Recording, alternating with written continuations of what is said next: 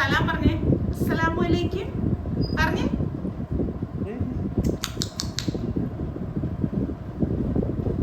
പാപ്പയുടെ മോളാണ്. എടുത്തോ.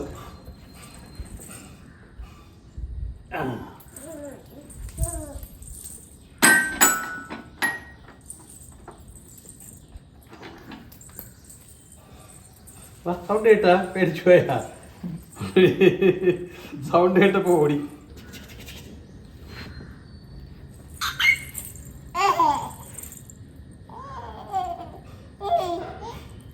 അയ്യേ അയ്യയ്യേ.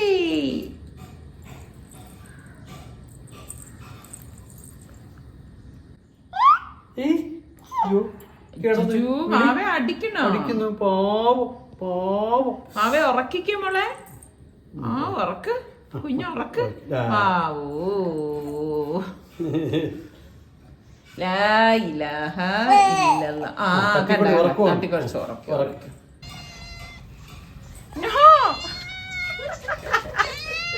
എന്താടേ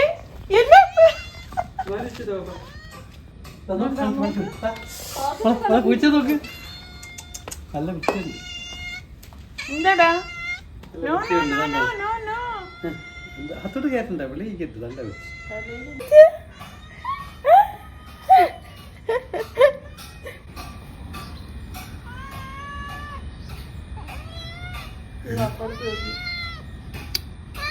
എന്റെ സ്നേഹപ്രകടനമൊക്കെ കാണിക്കുന്നു. ഇത് ഡോളല്ലടാ. സന വിചാരിക്കണതേ അവൾക്കുള്ള ടോയ് പോലെ എന്തോ ആണെന്നാണ്.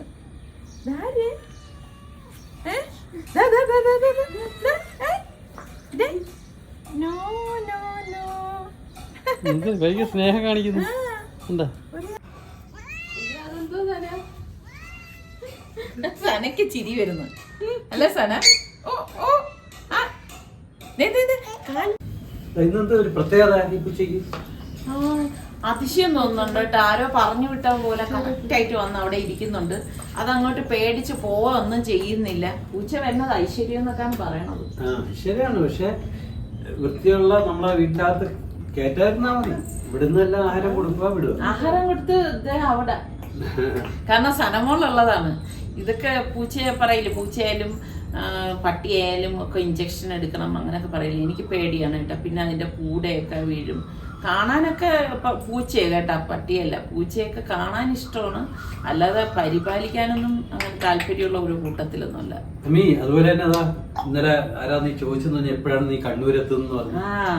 ഞങ്ങൾ ഇൻഷാ അല്ലാഹ് നമ്മുടെ എൻ്റെ ഒരു ഫ്രണ്ട് മിസ്രിയുടെ Nafees food and fashion fest Kannur chamber of കൊമേഴ്സിൽ ശനിയാഴ്ച നടക്കുന്നുണ്ട്. അപ്പൊ ഞങ്ങൾ 2 മണിക്ക് ശേഷം അവിടെ ഉണ്ടാവും. ശനിയാഴ്ച അതെ. അപ്പൊ 2 മണിക്ക് ശേഷം നമ്മൾ അവിടെ ഉണ്ടാവും. ഞങ്ങൾ നാളെ ഇവിടെ രാവിലെ പോകും. കാരണം ഞാൻ കണ്ണൂര് പോണെന്ന് വിചാരിച്ചപ്പോഴേ എന്റെ മനസ്സിലുണ്ടായിരുന്ന എന്തെന്നറിയോ? എനിക്കറിയാം. എന്തോന്നു? കണ്ണൂർ കോക്ടെയിൽ കുടിക്കണം. അത് ഭയങ്കര ഫേമസ് അല്ലേ അന്ന്? സത്യം അവിടുത്തെ കണ്ണൂരിലെ ആഹാരത്തിനെ പറ്റി നീ പറയേ ചെയ്യും. അവര് ചിരിക്കും. കാര്യം എന്നറിയോ?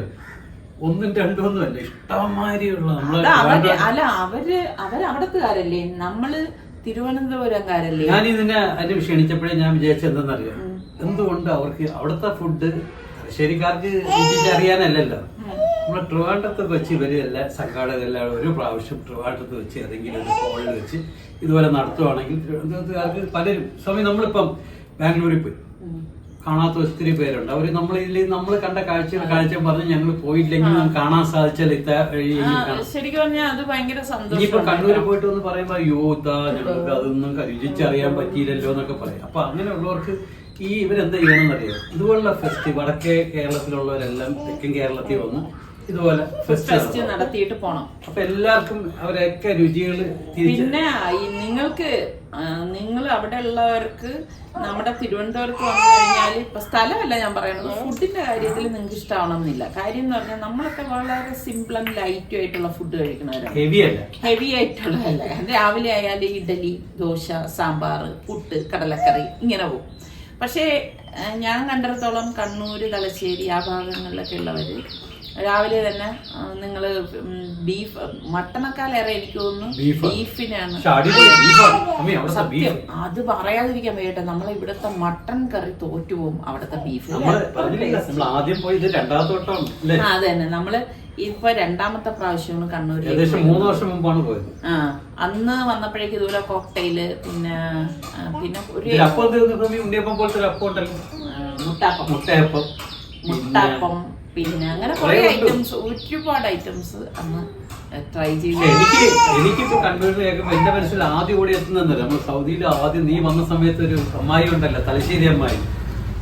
അതെ അതെ, അവരുണ്ടാക്കുന്ന കുറെ ഫുഡുകൾ നമ്മൾക്ക് കുറെ. എനിക്ക് ഇവിടെ ഞാൻ ഇവിടുന്നേ പറഞ്ഞിട്ട് പോവാണ് നിസാറിക്കടുത്ത് എനിക്ക് കല്ലുമ്മക്കായ കഴിക്കണം. നിസാറിക്കായ കല്ലുമ്മക്കായ ഒന്നും വലിയ ഇഷ്ടമൊന്നുമില്ല കേട്ടാ. കഴിക്കില്ലല്ലേ? കഴിക്കൂ.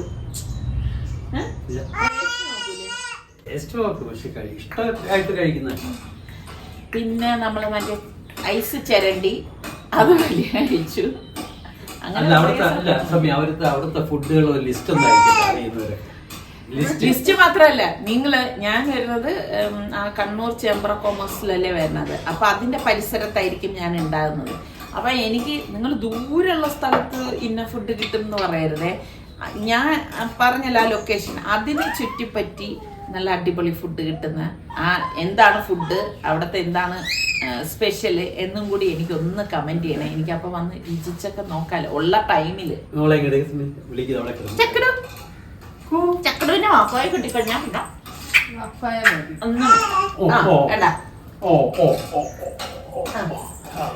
വാപ്പട മോളാണ്, വാപ്പട മോളാണ്, വാപ്പട മോളാണ്. എങ്ങനെ മോളെ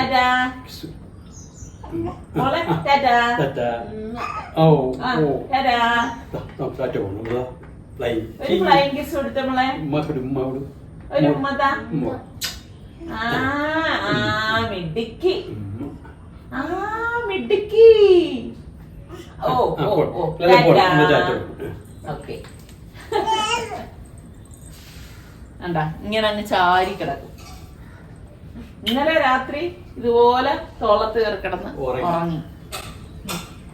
അപ്പൊ ഇൻഷാ അല്ലാഹ് നമുക്ക് കണ്ണൂരുകാരടുത്താണ്, നമുക്ക് കണ്ണൂർ വെച്ച് കാണാം. എന്നും രാവിലെ ഇതുപോലെ തന്നെയാണ് കേട്ടോ.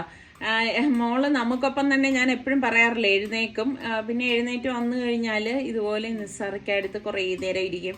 ഇപ്പം എന്തെങ്കിലും കഴിക്കാനൊക്കെ ഈ സമയമാണ് നിസ്സാറിക്ക് എന്തെങ്കിലും കൊടുക്കണത്. അപ്പം അതൊക്കെ കഴിച്ചു കഴിഞ്ഞിട്ട് പുറത്തൊക്കെ കൊണ്ടുപോയി ചെടിയും പൂവും അപ്പുറത്തെ കിളികളും ഒക്കെ ഒന്ന് കാണിക്കും. അപ്പോൾ അവൾക്ക് ഭയങ്കര സന്തോഷമാണ് കേട്ടോ.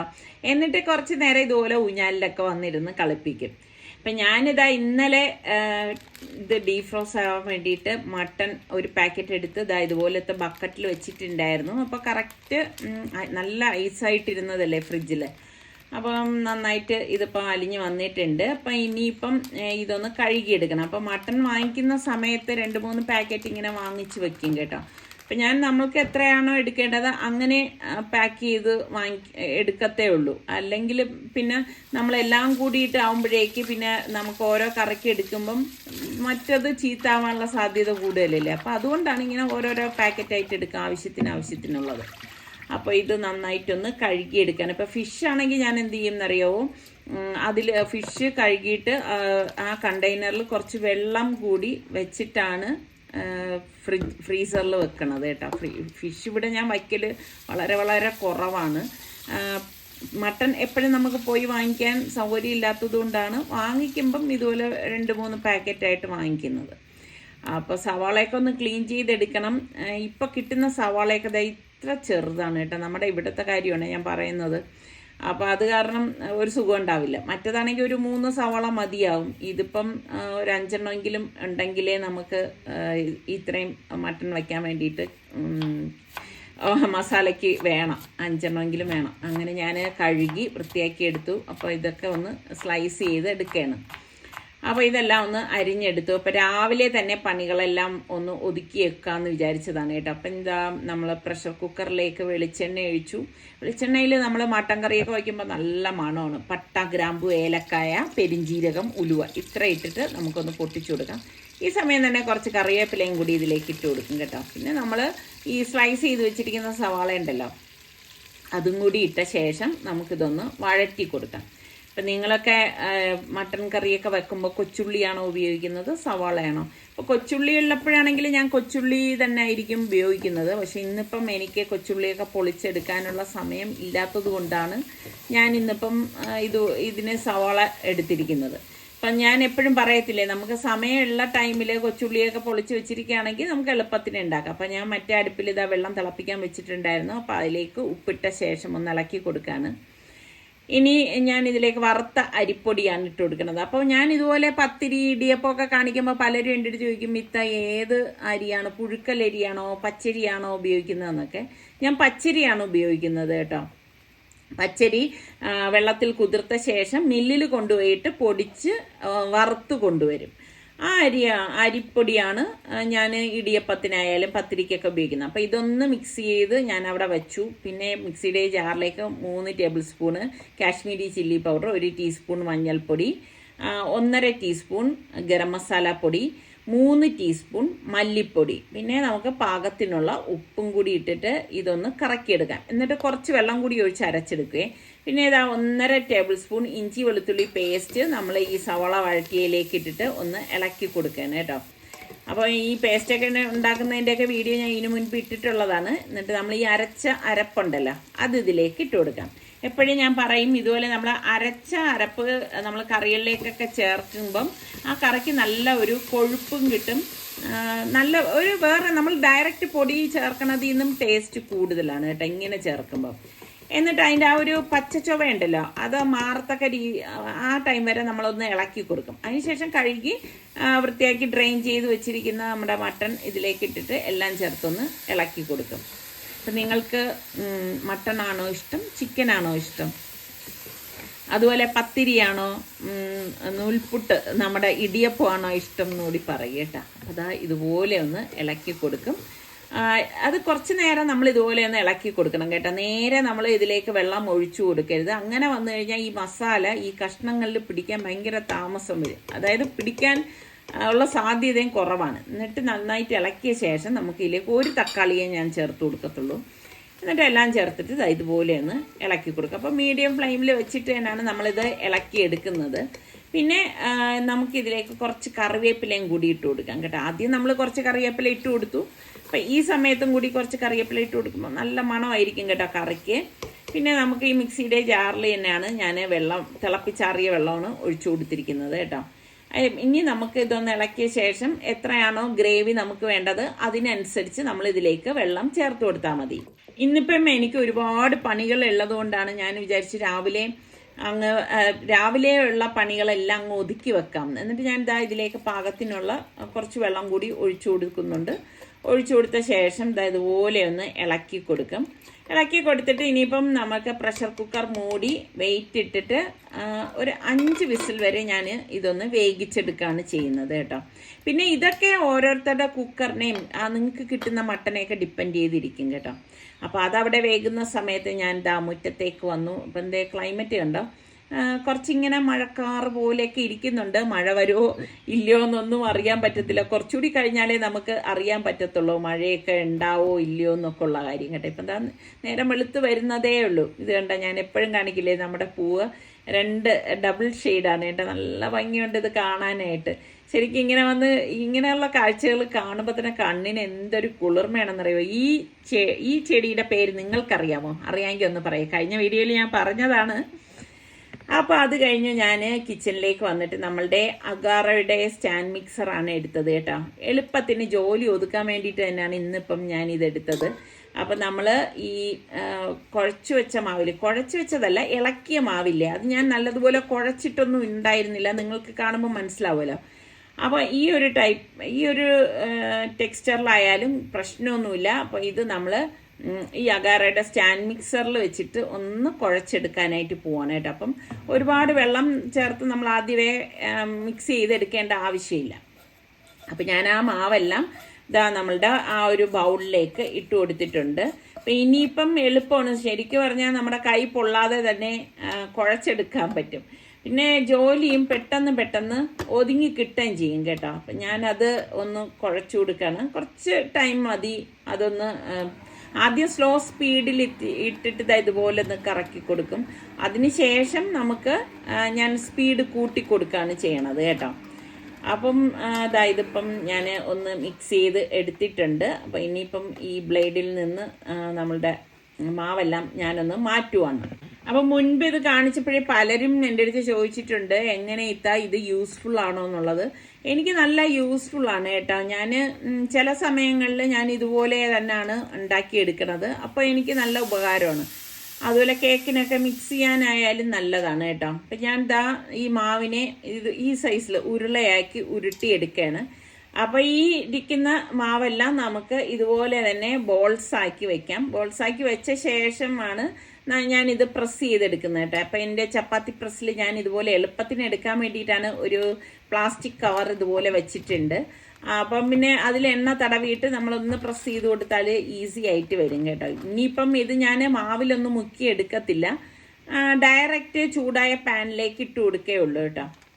അപ്പോൾ ഇതെല്ലാം ഞാൻ ഇതൊന്ന് പ്രസ് ചെയ്തെടുക്കുകയാണ്. പ്രസ് ഉള്ളത് കൊണ്ട് നമുക്ക് എളുപ്പമല്ലേ. അപ്പം പാൻ ചൂടായപ്പോഴേക്ക് നമ്മൾ പരത്തി, അതായത് പ്രസ് ചെയ്തെടുത്ത മാവെല്ലാം ഇതുപോലെ ഇട്ട് കൊടുക്കാം. ഇതുപോലെ വെച്ച് കൊടുത്ത് ഒരു മിനിറ്റ് കഴിയുമ്പോഴേക്ക് നമുക്ക് വീണ്ടും ഒന്ന് മറിച്ചിട്ട് കൊടുക്കണം കേട്ടോ. ഒരുപാട് നേരമൊന്നും നമ്മൾ ഇട്ടിരിക്കേണ്ട ആവശ്യമില്ല. പിന്നെ വീണ്ടും ഒരു മിനിറ്റ് മതി കേട്ടോ. കഴിയുമ്പോഴേക്ക് വീണ്ടും ഒന്ന് തിരിച്ചു വെച്ച് കൊടുക്കാം. തിരിച്ചു വെച്ച് കൊടുക്കുമ്പോഴേക്ക് നമ്മളുടെ പത്തിരി നല്ല പൊങ്ങി വരും കേട്ടോ. അപ്പോൾ കറക്റ്റ് പരുവത്തിന് വന്നിട്ടുണ്ട്. അപ്പോൾ ഇതിൻ്റെ ക്രെഡിറ്റ് എന്ന് പറയണത് ഞാനല്ല, ഞാൻ പറഞ്ഞില്ലേ നമ്മുടെ സ്റ്റാൻഡ് മിക്സറാണ്. അപ്പോൾ ഇനി ബാക്കി ഇരിക്കുന്നതെല്ലാം ഇതുപോലെ തന്നെ ഞാൻ ചുട്ടെടുക്കുകയാണ് കേട്ടോ. അപ്പോൾ ഇത്രയും വലിയൊരു പാൻ ഉള്ളത് കൊണ്ട് തന്നെ നല്ല യൂസ്ഫുള്ളാണ്. കാരണം നമ്മളുടെ സമയമൊന്നും നഷ്ടപ്പെടുന്നില്ല. പെട്ടെന്ന് ജോലി ഒതുക്കി അടുക്കളയിൽ നിന്ന് മാറുകയും ചെയ്യാം. മറ്റേ നമ്മൾ ചെറിയൊരു പാനാണ് വെക്കണമെങ്കിൽ എത്ര നേരം നമ്മൾ ഇവിടെ നിൽക്കണം. അപ്പോൾ ആ സമയം ഞാൻ ഗ്യാസ് ഓഫ് ചെയ്തിട്ടുണ്ടായിരുന്നു. സ്റ്റീം പോയ ശേഷം കുക്കർ ഓപ്പൺ ചെയ്യാണ്. നല്ല അടിപൊളി മണം വരുവാണ്. ഇന്നിപ്പോൾ ഇത്രയും ഗ്രേവിയിൽ ഞാൻ ഉണ്ടാക്കിയത് മനസ്സിലായില്ലേ. പത്തിരിയല്ലേ ഉണ്ടാക്കിയത്. അപ്പോൾ പത്തിരിയുടെ കൂടെ ഒഴിച്ച് കഴിക്കണമെങ്കിൽ ഇതുപോലെ കുറച്ച് ഗ്രേവി ആയിട്ട് കറി ഉണ്ടെങ്കിലാണ് നല്ലത് കേട്ടോ. അതുപോലെ മട്ടണിലൊക്കെ പീസാണോ നിങ്ങൾക്കിഷ്ടം, അതെ എല്ലാണോ? എനിക്കാണെങ്കിൽ സത്യം പറഞ്ഞാൽ നല്ല എല്ലുള്ള കഷ്ണങ്ങളാണ് ഇഷ്ടം കേട്ടോ. അല്ലാതെ വെറും മാംസം മാത്രം എനിക്കിഷ്ടമല്ലേ. പക്ഷെ നിസാറിക്ക് അങ്ങനെയല്ല, നിസാറിക്കാക്ക് മാംസം മാത്രമായിട്ടാണ് ഇഷ്ടം കേട്ടോ. അപ്പം ഞാൻ കുറച്ച് തേങ്ങാപ്പാൽ ഉപ്പിട്ടിട്ട് എടുത്തിട്ടുണ്ടായിരുന്നു. അപ്പം ഈ തേങ്ങാപ്പാൽ ഒഴിച്ച പത്തിരിയും നല്ല ചൂട് മട്ടൻ കറിയും അടിപൊളി ടേസ്റ്റാണ് കേട്ടോ. സത്യം പത്തിരിയും നല്ല ചൂടായത് കാരണം എൻ്റെ കൈ പൊള്ളുന്നുണ്ടായിരുന്നു കഴിക്കാൻ നേരം. അപ്പം ഇതാണ് നമ്മളുടെ ഇന്നത്തെ ബ്രേക്ക്ഫാസ്റ്റ് എന്ന് പറയുന്നത്. സൂപ്പർ ടേസ്റ്റാണ് കേട്ടോ. അപ്പം ഈ ഒരു കോമ്പിനേഷൻ ഇഷ്ടമുള്ള എത്ര പേരുണ്ട്? ഇന്നലെ ഞാൻ ആദ്യം വിചാരിച്ച് കടലക്കറി ഉണ്ടാക്കാമെന്ന് വിചാരിച്ചു കേട്ടോ. അപ്പോഴാണ് ഞാൻ ഓർത്തത് ഫ്രിഡ്ജിൽ ഞാൻ മട്ടൺ ഇരിപ്പുണ്ടല്ലോ, എങ്കിൽ പിന്നെ ഇന്നിപ്പോൾ മട്ടൻ കറി ആക്കാമെന്ന് കരുതിയിട്ടാണ് അങ്ങനെ കറിയാക്കി എടുത്തത്. അങ്ങനെ ഇപ്പം നമ്മൾ ബ്രേക്ക്ഫാസ്റ്റ് കഴിക്കുകയാണ്. അപ്പോൾ ബ്രേക്ക്ഫാസ്റ്റ് ഒക്കെ കഴിഞ്ഞ ശേഷം ഞാൻ കിച്ചണിലേക്ക് വന്നിട്ട് അരി 3 കപ്പ് ഈ ഒരു കപ്പിലാണ് എടുത്തിരിക്കുന്നത്. ഇഡ്ഡലി റൈസാണ് എടുത്തത്. ഈ 3 കപ്പ് റൈസിന് 1 കപ്പ് ഉഴുന്ന് എടുത്തിട്ട് 1 ടേബിൾ സ്പൂണോളം ഉലുവ ഉണ്ടല്ലോ, ഉലുവയും കൂടി ഇടും. അപ്പം 2 സെപ്പറേറ്റ് ചെയ്താണ് എടുക്കുന്നത്. അപ്പം ഇനി ഇതിപ്പോൾ നന്നായിട്ട് ഒന്ന് കഴുകിയെടുക്കാം. അപ്പം ഞാൻ ഇപ്പം അരി ഇടാനുള്ള കാര്യം എന്ന് പറഞ്ഞാൽ, ഇപ്പം ഞങ്ങൾ ഇൻഷാല്ലാ ഇപ്പം വെളുപ്പിന് പോവല്ലേ. അപ്പം ഞാൻ വിചാരിച്ചു ഇഡ്ഡലിക്ക് ആട്ടി വെച്ച് കൊടുത്തിട്ട് പോവാം, അല്ലെങ്കിൽ പിന്നെ ഫാബിമോൾക്ക് ബുദ്ധിമുട്ടാവത്തില്ലേ കുഞ്ഞിനെയൊക്കെ വെച്ചിട്ട് ചെയ്യാനായിട്ട്. മറ്റത് എന്നാൽ കഴിയുന്ന രീതിയിൽ ഇതൊക്കെ ചെയ്ത് വെച്ചിട്ട് പോയാൽ അവൾക്ക് അത്രയും ഒരു സഹായം ആവുമല്ലോ എന്ന് ഞാൻ വിചാരിച്ചാണ് ഇതിപ്പോൾ അരി വെള്ളത്തിലേക്ക് ഇട്ടത് കേട്ടോ. അപ്പം ഞാൻ കുറച്ചധികം നന്നായിട്ടൊന്ന് കഴുകിയിട്ട് വെള്ളം ഒഴിച്ചിട്ട് നമുക്കിത് കുതിരാനായിട്ട് വെക്കണം. പിന്നെ ഞാൻ ഇനിയിപ്പം ഇത് വൈകുന്നേരമേ അരയ്ക്കത്തുള്ളൂ കേട്ടോ. അപ്പം അപ്പോൾ കുറഞ്ഞത് നമ്മളൊരു 6 മണിക്കൂറെങ്കിലും ഇത് കുതിരാനായിട്ട് വെക്കണം. എങ്കിൽ മാത്രമേ നല്ല ഇഡലി നമുക്ക് കിട്ടത്തുള്ളൂ. അല്ലാതെ 1-2 മണിക്കൂർ വെച്ചിട്ടൊന്നും ഒരു കാര്യമില്ല കേട്ടോ. എങ്കിൽ അത്ര നല്ല പെർഫെക്റ്റ് ആയിട്ടൊന്നും നമുക്ക് ഇഡലി കിട്ടത്തില്ല. അങ്ങനെ ഇപ്പം അത് ഞാൻ മാറ്റി വെച്ചു. അപ്പോഴേക്ക് ഇതേ ഉമ്മ കൊണ്ടുവന്നതാണ് കേട്ടോ. ഇത് ഫ്രൂട്ട് സാലഡാണ്. അപ്പം അനിയത്തി ഉണ്ടാക്കിയതാണ് കേട്ടോ. അപ്പം അവളുടെ വെഡ്ഡിങ് ആനിവേഴ്സറി ആയിരുന്നു ഇന്ന്. അങ്ങനെ ഉണ്ടാക്കിക്കൊണ്ട് വന്നതാണ്. അപ്പം ഇതാ നല്ല കാണാൻ തന്നെ നല്ല അടിപൊളി. ഞാനപ്പോൾ ഇളക്കി എടുക്കുകയാണ്. നല്ല ഒരുപാട് അവളുണ്ടാക്കി കഴിഞ്ഞാൽ ഉണ്ടല്ലോ ഒരുപാട് നട്ട്സ് ഇല്ല. നട്ട്സ് എന്ന് പറയുമ്പോൾ മെയിനായിട്ട് ബദാമായിരിക്കും ഇടുന്നത് കേട്ടോ. അപ്പോൾ കഴിക്കാൻ ഭയങ്കര ടേസ്റ്റാണ്. ഇവിടെ നിസാർക്കാണെങ്കിൽ അത് ഇഷ്ടമുള്ളത് കൊണ്ട് അവൾ കുറച്ച് കൂടുതൽ ഇടും കേട്ടോ. അങ്ങനെ ഇപ്പം ഞാൻ കൊണ്ടുവന്ന വഴിക്ക് തന്നെ നല്ല തണുത്ത് ഫ്രിഡ്ജിൽ വെച്ച് നല്ലതുപോലെ തണുപ്പിച്ചാണ് കൊണ്ടുവന്നത് കേട്ടോ. അപ്പോൾ ഇതാ സെർവ് ചെയ്യാനായിട്ട് പോവാണ്. സൂപ്പർ ആയിട്ടാ. ഞാൻ ഇതിൽ നിന്ന് ഒരു സ്പൂൺ എടുത്ത് കഴിച്ച് നോക്കി. അടിപൊളി ടേസ്റ്റ് തന്നെയായിരുന്നു കേട്ടോ. അപ്പോൾ ഇത് ഞാൻ വെച്ചിട്ട് ഒരു ഭംഗിക്ക് വേണ്ടിയിട്ട് അപ്പോൾ ഞാൻ വിചാരിച്ചു ഒരു ചെറി ഇവിടെ ഇരിപ്പുണ്ടായിരുന്നു കേട്ടോ. ചെറിയും കൂടെ വെച്ചിട്ട് സെർവ് ചെയ്യാമെന്ന്. ഇതാ കണ്ടോ, ഇതൊരു ഭംഗി മാത്രം കേട്ടോ. നല്ല രസമല്ലേ കാണാൻ. ഫ്രൂട്ട് സാലഡ് ഇഷ്ടമുള്ള എത്ര പേരുണ്ട്? അതിലേത് ഫ്രൂട്ട്സ് ആണ് കൂടുതൽ ചേരുന്നത് നിങ്ങൾക്കിഷ്ടം? ശരിക്കും ഫ്രൂട്ട് സാലഡിൽ നല്ല ഏത്തപ്പഴവും മാങ്ങയും അടിപൊളി കോമ്പിനേഷനാണ് കേട്ടോ. അതുണ്ടെങ്കിലുണ്ടല്ലോ അതിൻ്റെ ടേസ്റ്റ് ഒന്നും പറയാനില്ല. അത്ര ടേസ്റ്റാണ്. അങ്ങനെ നിസാറിക്കാക്ക് കൊടുത്തു. ആദ്യം ഒരു ഗ്ലാസ് കഴിച്ച നിസാറിക്കാണ് കേട്ടാ. എന്നിട്ട് പറഞ്ഞ് കുറച്ചുകൂടി താന്ന് പറഞ്ഞു. അപ്പൊ ഞാൻ പറഞ്ഞു തരത്തില്ല, മധുരമാണെന്ന് പറഞ്ഞു. അപ്പൊ പറഞ്ഞില്ല കുറച്ചുകൂടി കുറച്ചുകൂടി കഴിക്കട്ടെന്ന് പറഞ്ഞിട്ട് ഇതാ രണ്ടാമത് വാങ്ങിച്ചു. എന്തുകൊണ്ട് രണ്ടാമത് ചോദിക്കുന്നത്? എന്തായിരിക്കും? മധുരം ഇഷ്ടമുള്ളതുകൊണ്ട്, നട്ട്സ് ഉള്ളതുകൊണ്ട് നല്ലതെന്ന് തോന്നുമ്പോ ഒന്നുകൂടെ കുടിക്കാനും തോന്നും. നല്ലതല്ലെങ്കിലേ അവിടെ നിർത്തും. പകുതി റമ്യ മതി എന്ന് പറയും.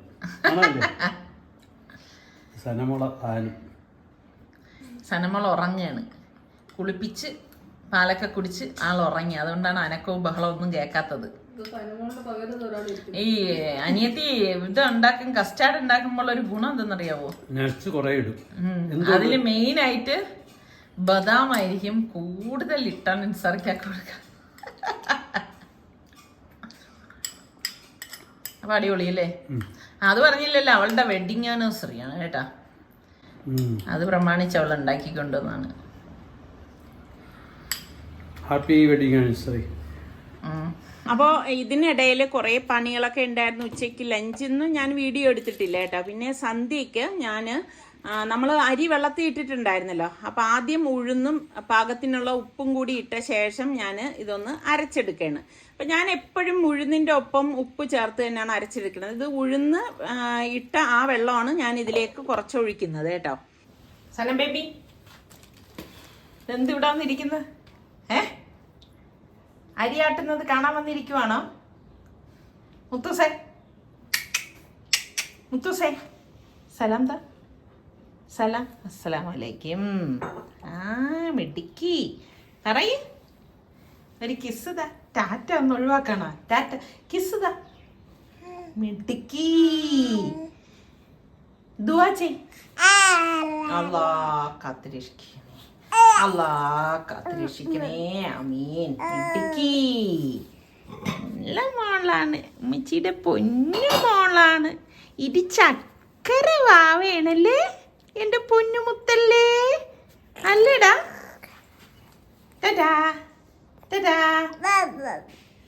ബാപ്പായ ബാപ്പാകത്ത്. അപ്പൊ ഞങ്ങള് ഇവിടെ അടുക്കളയിൽ നിൽക്കുന്ന സമയത്ത് നമ്മുടെ സനമോള ഇതുപോലെ കൊണ്ടുവന്ന് ഇരുത്താറുണ്ട് കേട്ടോ. അപ്പൊ ഇതാ കണ്ടെയ്നറിലേക്ക് നമുക്ക് ഈ ഉഴുന്ന് അരച്ചത് ഇതുപോലെ ഇട്ട് കൊടുക്കാം. അപ്പൊ ഇഡലിയുടെയൊക്കെ റെസിപ്പി ഞാൻ ഒരുപാട് പ്രാവശ്യം കാണിച്ചതാണ്. എങ്കിലും പുതിയ ഒരുപാട് വ്യൂവേഴ്സ് വന്നിട്ട് വീണ്ടും കാണിക്കണം എന്ന് പറയുന്നതുകൊണ്ടാണ് കാണിക്കുന്നത് കേട്ടോ. അപ്പം അതിനുശേഷമാണ് അരി ഇതുപോലെ ഇട്ടിട്ട് കുറച്ച് വെള്ളം ഒഴിച്ചിട്ട് ഒന്ന് അരച്ചെടുക്കും. എപ്പോഴും നമ്മൾ ഇഡലിക്ക് അരച്ചെടുക്കുമ്പോൾ വെള്ളം കൂടിപ്പോവുകയും ചെയ്യരുത്, എന്നാൽ കുറഞ്ഞു പോവുകയും ചെയ്യരുത്. കൂടിപ്പോയി കഴിഞ്ഞാൽ ഇഡലി വല്ലാതെ അങ്ങ് ലൂസിൽ അത് കറക്റ്റ് ടെക്സ്ചറിൽ കിട്ടത്തില്ല. കുറഞ്ഞു പോയി കഴിഞ്ഞാൽ ഭയങ്കര എറിയാൻ പാകത്തിനുള്ള ഇഡലിയാവും. മനസ്സിലായ? അതാണ് അതിൻ്റെ ഒരു ടെക്സ്ചർ എന്ന് പറയുന്നത്. അതുകൊണ്ട് ഇത് രണ്ടും അല്ലാത്ത രീതിയിൽ എടുക്കണം. അരച്ച് വെച്ച ശേഷം ഇതുപോലെ കൈ നന്നായിട്ടൊന്ന് കഴുകിയിട്ട് നന്നായിട്ടൊന്ന് മിക്സ് ചെയ്യണം. ഞാൻ കാണിക്കുന്നതാണ്, ഇഡലിക്കും ദോശയ്ക്കും ഒക്കെ അരച്ചെടുത്താൽ ഇതുപോലെ കൈ കൊണ്ട് തന്നെ നമ്മൾ അടിച്ചെടുക്കണം. എങ്കിൽ മാത്രമേ നല്ല സോഫ്റ്റായിട്ട് നല്ല സൂപ്പറായിട്ട് പൊങ്ങി വരത്തുള്ളൂ കേട്ടോ. അപ്പം ഇതുപോലെ കുറച്ച് നേരം ഒന്ന് അടിച്ചിട്ട് നമ്മൾ അടച്ചു വെച്ച് കൊടുത്താൽ മതി. നല്ല സൂപ്പർ ഇഡ്ഡലി, നല്ല പൂ പോലത്തെ ഇഡ്ഡലി നമുക്ക് ഉണ്ടാക്കിയെടുക്കാൻ പറ്റും. ഞാൻ ഇഡ്ഡലി ഉണ്ടാക്കുന്നതൊക്കെ നിങ്ങൾ കണ്ടിട്ടുണ്ടല്ലോ, നല്ല സോഫ്റ്റ് ആയിട്ടുള്ള ഇഡ്ഡലിയാണേ. അപ്പം ഇതൊന്ന് അടച്ച് മാറ്റി വയ്ക്കാം. അപ്പോൾ പിന്നെ ഫാബി മോൾക്ക് ഇതാ നല്ല എളുപ്പമായില്ലേ, ഇനി അങ്ങ് ഇഡ്ഡലി രാവിലെ ചുട്ടാൽ മതിയല്ലോ. അപ്പം ഞാൻ വിചാരിച്ചു സാമ്പാറും കൂടി വെച്ച് കൊടുത്തിട്ട് പോകാമെന്ന് കരുതി. കാരണം പിന്നെ അവൾക്ക് അതൊരു പാടായിട്ട് വരണ്ടല്ലോ. അപ്പം ഞാൻ 1/2 കപ്പ് സാമ്പാർ പരിപ്പ് കഴുകിയിട്ട് വെള്ളം ഒഴിച്ച് വേവിക്കാനായിട്ട് വെച്ചു. ഇതുപോലെ യാത്രകളൊക്കെ ഉണ്ടാകുന്ന സമയത്ത് നമ്മൾ ഇതുപോലെയുള്ള ജോലികൾ ഇപ്പം നമ്മളാൽ കഴിയുന്ന രീതിയിൽ ചെയ്തു വച്ചിട്ട് പോവുകയാണെങ്കിൽ പിന്നെ അവർക്ക് വലിയൊരു ബുദ്ധിമുട്ടൊന്നും ഉണ്ടാവത്തില്ലല്ലോ. ഇപ്പം സാമ്പാറൊക്കെ ഉണ്ടെങ്കിൽ ഇപ്പം അവർക്ക് രാവിലെ ഇപ്പം ഇഡലിക്ക് എടുക്കാം ചെയ്യാം, അതല്ല ഉച്ചയ്ക്ക് ചോറ് വെച്ചിട്ട് വേണമെങ്കിലും സാമ്പാർ എടുക്കാമല്ലോ. ഇവിടെ സലൂന് സാമ്പാർ ഭയങ്കര ഇഷ്ടമാണ് കേട്ടോ. അതുപോലെ ഫാബി മോൾക്ക് ഈ സാമ്പാറിലെ വെണ്ടയ്ക്കയാണ് കൂടുതൽ ഇഷ്ടം. അപ്പം അതുകൊണ്ടാണ് ഞാൻ വെണ്ടയ്ക്ക കുറച്ച് കൂടുതലായിട്ട് എടുത്തത്. അപ്പം ഫാബി മോള് പറഞ്ഞ് അവളുണ്ടാക്കിക്കോളാന്നാണ് പറഞ്ഞത്. പക്ഷെ അപ്പം ഞാൻ പറഞ്ഞു വേണ്ട മോളെ, ഞാനിതെല്ലാം ഉണ്ടാക്കി വെച്ചിട്ട് പോവാം. അപ്പോൾ പിന്നെ നിങ്ങൾക്കൊന്ന് ചൂടാക്കി എടുത്ത് കഴിക്കണം എന്നല്ലേ ഉള്ളൂ. പിന്നെ ഇഡലി അവളുണ്ടാക്കിക്കോളും മാവ്. അപ്പോൾ രാവിലെ ആകുമ്പോഴേ പൊങ്ങി വരത്തുള്ളൂ. പിന്നെ ഇവിടെ സനമോളുള്ളതല്ലേ, മറ്റേത് നിസാറിക്ക ഉള്ളപ്പോഴാണെങ്കിൽ നിസാറിക്ക കുഞ്ഞിനെയും കൊണ്ട് നടക്കും. ഇപ്പം ഫാബി മോളും സൽമാനും മാത്രം ആകുമ്പോഴേക്ക് സത്യം പറഞ്ഞാൽ ഞങ്ങൾക്ക് വിട്ടിട്ട് പോകുമ്പോൾ തന്നെ ഭയങ്കര ടെൻഷനാണ് കേട്ടോ. എങ്ങനെയാണ് ഇവള് സ്റ്റെപ്പിലൊക്കെ കയറോ എന്നൊക്കെ ഉള്ളത്. അപ്പം ഞാൻ എപ്പോഴും പറയും മോളെ ഒന്ന് ശ്രദ്ധ കൊടുത്തേക്കണം, അല്ലാതെ നമ്മൾ ശ്രദ്ധിക്കാതിരിക്കരുത്. കൊച്ചു കുഞ്ഞുങ്ങളല്ലേ, അവർക്ക് ഇപ്പം പടി കയറുന്നതും അല്ലെങ്കിൽ ഇഴഞ്ഞു വന്ന് വായിൽ കയ്യിൽ കിട്ടുന്ന എന്തെങ്കിലും എടുത്തിടും. ഞാനാണെങ്കിൽ പരമാവധി നമ്മളിങ്ങനെ തറയിലൊക്കെ നോക്കി നിൽക്കും, എന്തെങ്കിലും ഉണ്ടോ. നമ്മുടെ കണ്ണി കാണാത്തതൊക്കെ ആ കുഞ്ഞിൻ്റെ കണ്ണി കാണും എന്നുള്ളതാണ് വാസ്തവം. അപ്പോൾ ഇതിനിടയിൽ സാമ്പാർ റെഡി ആയിക്കൊണ്ടിരിക്കുകയാണ്. അപ്പം ഞാനിത് ഡീറ്റെയിൽ ആയിട്ട് പറയാത്തതെന്ന് വെച്ചാൽ ഈ അടുത്തും ഞാൻ സാമ്പാറിൻ്റെ റെസിപ്പിയൊക്കെ കാണിച്ചിട്ടുള്ളതാണ് കേട്ടോ. അപ്പോൾ ഇത് കണ്ടുകൊണ്ടിരിക്കുന്ന കണ്ണൂരുകാരൊക്കെ ഒരുപാട് പേരുണ്ടാവുമല്ലോ. അപ്പം നിങ്ങൾ ഏത് സ്ഥലത്താണെന്നുകൂടി ഒന്ന് കമൻറ്റ് ചെയ്യണം കേട്ടോ. അതുപോലെ ഞാൻ നേരത്തെ പറഞ്ഞതുപോലെ നിങ്ങൾ മറന്നു പോരുതേ, കണ്ണൂരിൽ ഞാൻ നിൽക്കുന്ന ആ ഒരു ലൊക്കേഷൻ്റെ അടുത്ത് റെസ്റ്റോറൻറ്റ് ഏതെങ്കിലുമൊക്കെ ഉണ്ടെങ്കിൽ ഒന്ന് പറയണം കേട്ടോ. അപ്പം ഞാൻ ഇത് 2ാമത്തെ പ്രാവശ്യമാണ് ഞങ്ങൾ കണ്ണൂരിലേക്ക് വരുന്നത് കേട്ടോ. ആദ്യം വന്ന അതേ എക്സൈറ്റ്മെൻറ്റ് തന്നെയാണ് ഇപ്പോഴും എനിക്കുള്ളത്. അപ്പം ആദ്യം വന്നപ്പോഴേക്ക് കാണാൻ പറ്റുന്ന സ്ഥലങ്ങളൊക്കെ മാക്സിമം പോയി കണ്ട് കേട്ടോ. അതിൽ പിന്നെ അറക്കൽ മ്യൂസിയം മാത്രം അന്ന് കാണാൻ പറ്റിയിട്ടുണ്ടായിരുന്നില്ല. അതുപോലെ തന്നെ നമ്മൾ അന്ന് ആ ബീച്ചുണ്ടല്ലോ, ഫിലിമിലൊക്കെ കാണത്തില്ലേ വണ്ടിയൊക്കെ ഓടിച്ചു പോകുന്നത്, എനിക്ക് ആ ബീച്ചിൻ്റെ പേര് മറന്നുപോയി. അറിയാവുന്നവരൊന്ന് കമൻറ്റ് ചെയ്യുക കേട്ടോ. പിന്നെ കണ്ണൂർ കോട്ട, ഇങ്ങനെ കുറേ സ്ഥലങ്ങളൊക്കെ അന്ന് വിസിറ്റ് ചെയ്തായിരുന്നു. അതെല്ലാം ഞാൻ അന്ന് വ്ളോഗിൽ കാണിച്ചതുമാണ്. അപ്പോൾ ഇനിയിപ്പം അവിടെ എന്തെങ്കിലുമൊക്കെ കാണാനുണ്ടെങ്കിൽ നിങ്ങളൊന്ന് കമൻറ്റ് ചെയ്യണം കേട്ടോ. ആ സ്ഥലം കൂടി പറയണേ, എങ്കിലല്ലേ എനിക്കറിയാൻ പറ്റൂ ഇന്ന സ്ഥലത്താണ് അത് ഉള്ളതെന്ന്. അപ്പം ഇതൊക്കെയാണ് നമ്മളുടെ ഇന്നത്തെ വിശേഷങ്ങൾ എന്ന് പറയുന്നത്. ഇനിയിപ്പോൾ എനിക്ക് ഒട്ടും സമയമില്ല. അതേ സാമ്പാർ റെഡി ആയിട്ടുണ്ട്. അപ്പം ഇനിയിപ്പം ഇത് തണുത്ത ശേഷം ഞാനതൊക്കെ ഫ്രിഡ്ജിലേക്ക് മാറ്റാണ് ചെയ്യണത് കേട്ടോ. അപ്പം ഇനിയാണ് എനിക്ക് എല്ലാം പാക്ക് ചെയ്യാനൊക്കെ ഉള്ളത്. കാരണം വെളുപ്പാങ്കാലത്താണ് നമ്മളുടെ യാത്ര. അപ്പം ഇതൊക്കെയാണ് നമ്മളുടെ ഇന്നത്തെ വിശേഷങ്ങൾ എന്ന് പറയുന്നത്. അപ്പം ഇഷ്ടപ്പെടുകയാണെങ്കിൽ ലൈക്ക് ചെയ്യണം. അതുപോലെ തന്നെ നമ്മളുടെ ചാനൽ സബ്സ്ക്രൈബ് ചെയ്യാതെ കാണുന്ന ആരെങ്കിലുമൊക്കെ ഉണ്ടെങ്കിൽ നിങ്ങൾക്കത് ഇഷ്ടപ്പെടുകയാണെങ്കിൽ വീണ്ടും ഞാൻ പറയുകയാണ്, ഇഷ്ടപ്പെട്ടാൽ മാത്രം നിങ്ങൾ സബ്സ്ക്രൈബ് ചെയ്യണം കേട്ടോ. അപ്പോൾ അടുത്ത വ്ളോഗിലൂടെ നമുക്ക് വീണ്ടും കാണാം. അതുവരേക്കും എല്ലാവർക്കും ബൈ.